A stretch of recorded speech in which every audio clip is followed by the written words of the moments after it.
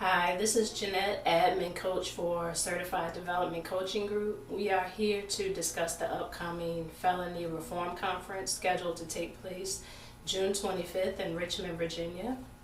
I'm here with Mr. Kenneth Jackson, a former civil service representative. Yes. You're a former police officer with the criminal With the city of Virginia Beach. with the city of Virginia Beach. Can you tell us a little bit about yourself? Yeah, I was a police officer for about 16 and a half years in the city of Virginia Beach. Just recently went back to school at Bryan and Stratton College to get a degree in criminal justice. So I was very interested when Brother Amar approached me about the conference with the reform and all the stuff that's going on with recidivism and what have you. But I just wanted to be a part of it because I know Amar and what he's about and what the Certified Development Coaching Group has to offer to individuals who was willing to receive. Okay. I know you mentioned Amar and what he does. Tell me what it is that you know about the Certified Development Coaching Group.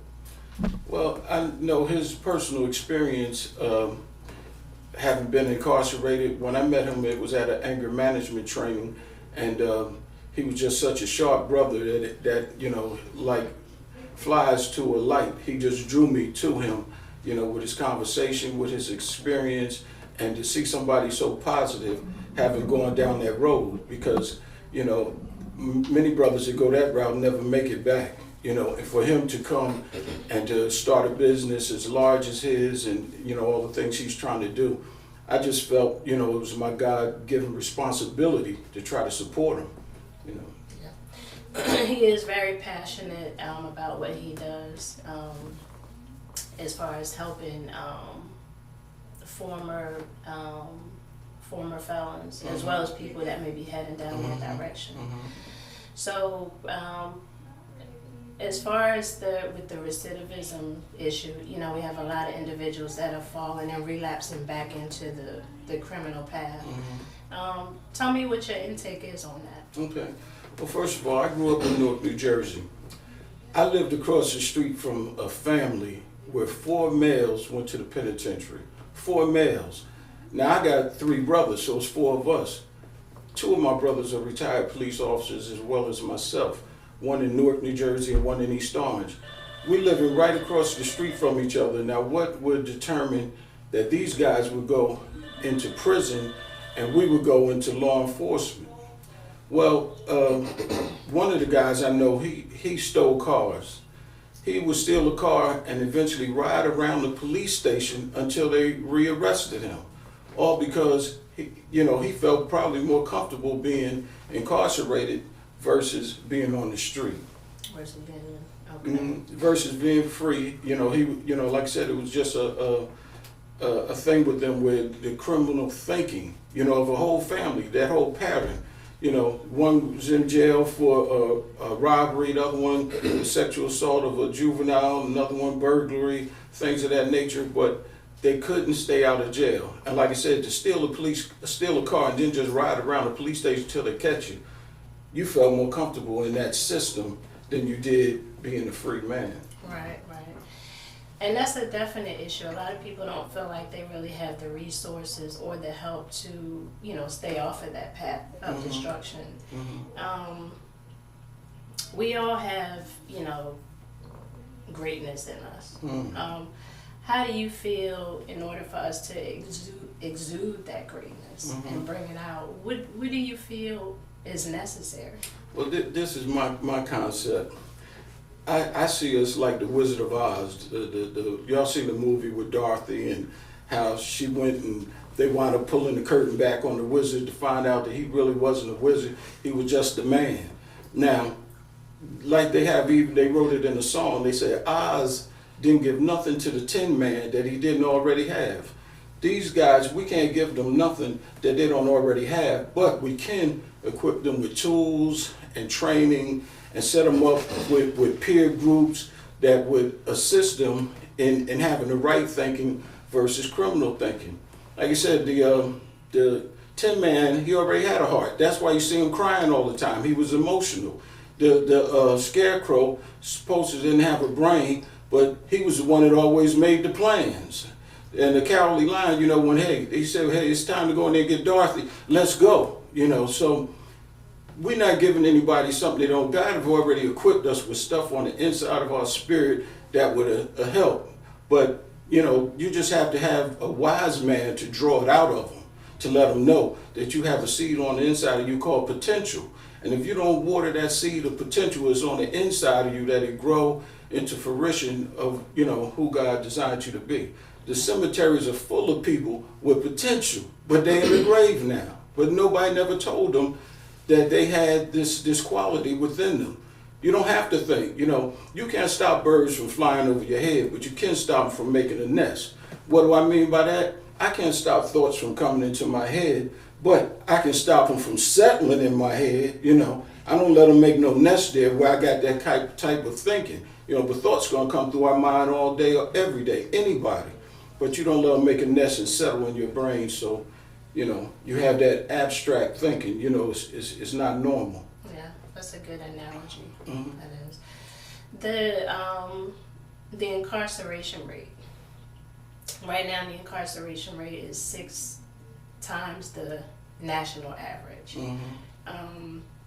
So that's a very high number. Mm-hmm.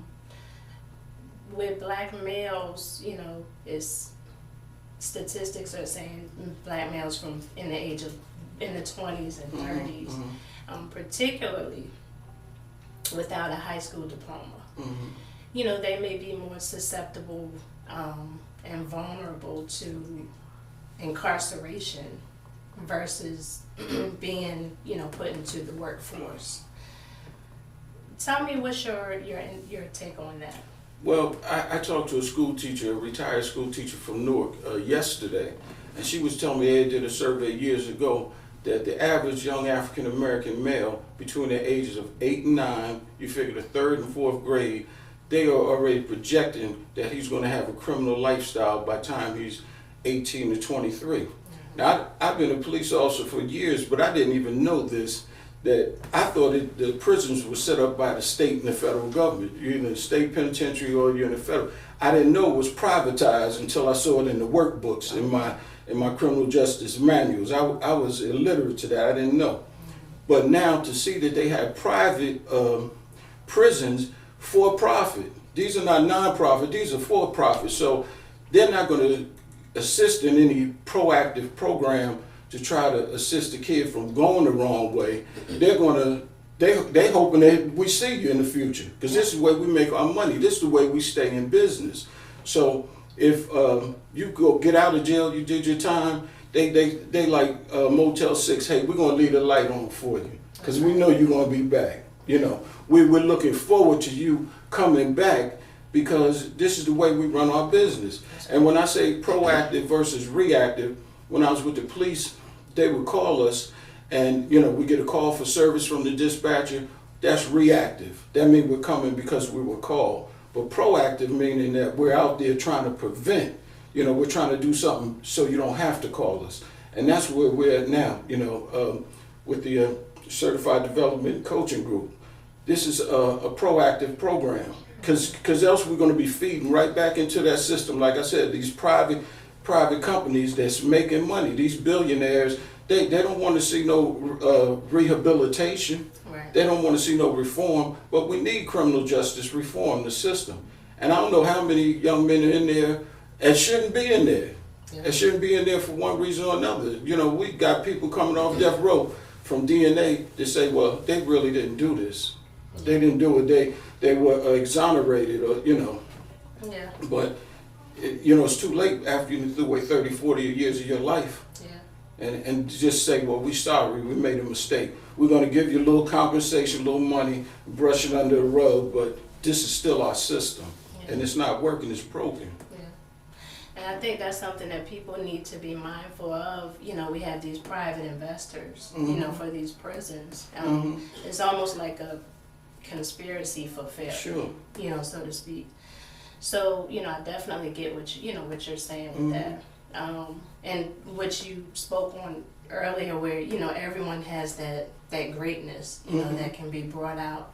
You just need the resources and the right help to help that come into fruition. Sure. So I guess with that being said, how do you relate that to Certified Development Coaching Group with this upcoming conference that's taking place on June 25th? How do you feel that that can help the individuals that come there to bring out that greatness that they have? Yeah. Well, one thing, you can't help anybody that don't want to help themselves. If you fall out the boat and I throw you a life preserver and you throw it back, you lost. I can't help you. I can't reach you. But if people who want to make a change, who want to be enlightened, informed on different skills and tools and programs that we have here through the Certified Development Coaching Group, programs that will set you up, hey, it's going to impact their life tremendously. It's going to impact their life to make some change, that they can be productive citizens in society, With the Certified Development Coaching Group, how do you feel that this organization is different from any other organization? Well, first of all, I haven't seen any organizations like this. None quite like this. This is something new to me. And like I said, I've been in criminal justice. Well, before I was a police officer in Virginia Beach, I was at Norfolk State for some time. I was a deputy sheriff for some time. So I've seen it in different aspects, then being a criminal justice major. But I haven't seen anybody who was really trying to go out of their way, as this group is concerned with trying to change the life of people from going back into the penitentiary, to shut off this word that we embrace called recidivism, relapse. But if you don't have things in place, programs in place for these guys, it's inevitable. They're going back.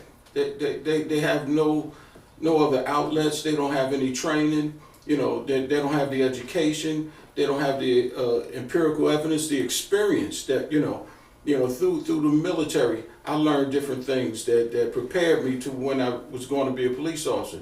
I knew that I could do things. I had that autonomy. I knew I could accomplish things. I meant to say the self-efficacy. I knew that I could accomplish things. But if these guys don't know that they can do it and have the help and the people around them that can influence them, that's what leadership is influence.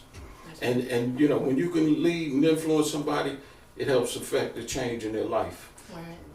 And that's our goal with the Certified Development Coaching Group, to instill change and confidence and to let them know that they can change, and to avoid that relapse into the criminal system. Yes. I appreciate you coming here, My Mr. pleasure. Kenneth Jackson. We look forward to seeing you at the Criminal Reform Conference June 25th. Yes.